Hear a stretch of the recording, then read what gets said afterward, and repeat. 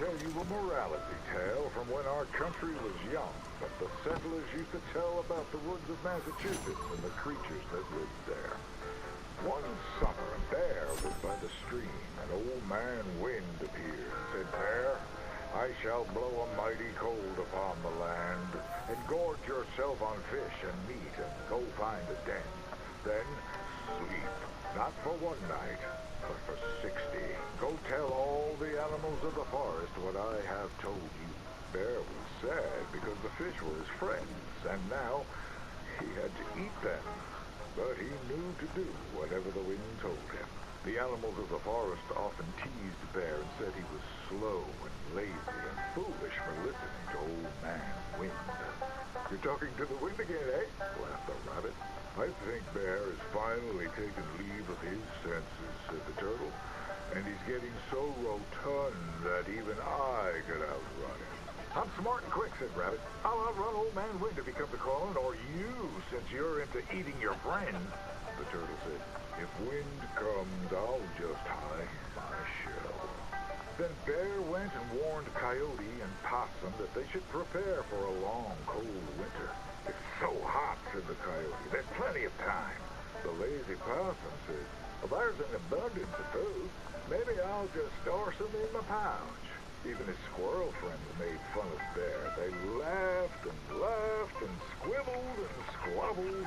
"Chunky needs a nap. Fatty Goody Two-Shoes does what he's told." Bear was very sad. But he was a good bear, and he always did what old man Wind told him. He went and found a den, snuggled inside, and fell fast asleep.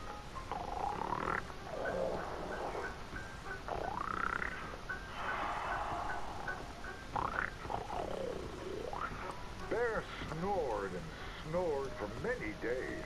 When he woke up, he saw spring had come. He was very hungry, so he walked outside. As the snow melted, he saw all his friends who hadn't listened, frozen and just ready to be eaten.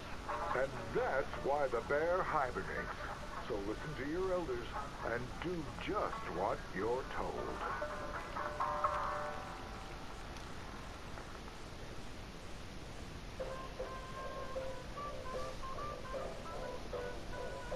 Most men. Why, I have traversed the great lands and oceans of the globe and bring you sights and scenes from places far away. Yes, a great deal of the world is populated by unwashed savages that don't have the decency to cover their reproductive organs. First, to jolly old England. You may wonder why, when you meet a British person, they have tiny red eyes, big ears, and long noses. We can now reveal the truth. Since the opening of the Underground Railroad system 30 years ago, the entire of London has moved beneath the earth. Just think of the joy children must feel being able to play unfettered by rain or refinery smoke. They are a dignified people, living among stalagmites in their dainty hats. And they have an underground king who worships an underground garden gnome. Have any of you been to New York City? It seems like the whole world is ending up on that tiny island. Now there's Lady Liberty, a marvelous statue, to welcome all the Irish people moving to our great country after all those potato problems. They are welcomed by tourists who toss potatoes out of the head of that lady. In New York City, they are making buildings so high, one day you can walk to the moon for a picnic. Wouldn't that be grand? It's true. Now, we spoke of that unwashed statue. It was a gift from France. How do you think France paid for such a gift? Wanton prostitution? Selling of wine and horse meat? No, sir. I'm here to tell you that underneath the streets of Paris, they have discovered black gold. That's right. And a few years ago, Gustave Eiffel of the Eiffel Oil Company built the tallest oil derrick in the world. Yes, all around Paris, you will find that thick business. It ignites like brandy, which is why so many French aristocrats drink it as an aperitif to aid digestion. The women of France are dainty and fair of skin, partially because they use that crude oil to bathe in, anointing and greasing their bodies. often before committing sinful pleasures of the flesh. Places that don't change their ways are falling behind. Visit the streets of Italy, and there is literally nobody left. The churches are empty. There's nobody drinking tiny coffees and slurping spaghetti in the streets. The Italians have never been known for good architecture, and their crooked buildings are falling over. Where have all the hairy women and men gone? Where are them Italians? It is one of the world's great mysteries. You may have heard talk of a horseless carriage being invented, powered by whale oil, vapors, or demons.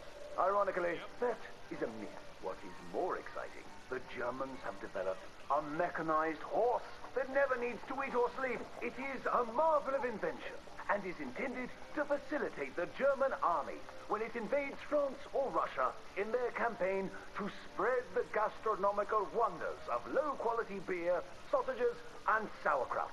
They love cabbage.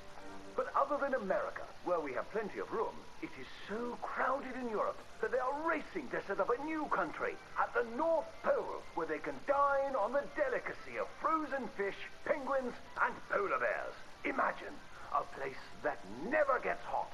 You don't sweat while toiling in the field, and ice is much cheaper there. I predict that someday people of all nations will join hands at the North Pole, wearing furs and eating fish.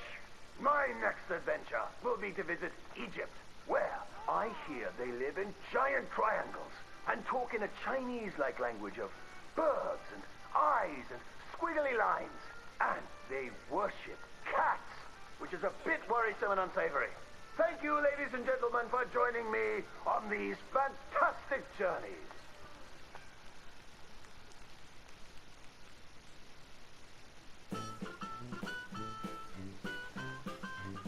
That was literally the best show ever.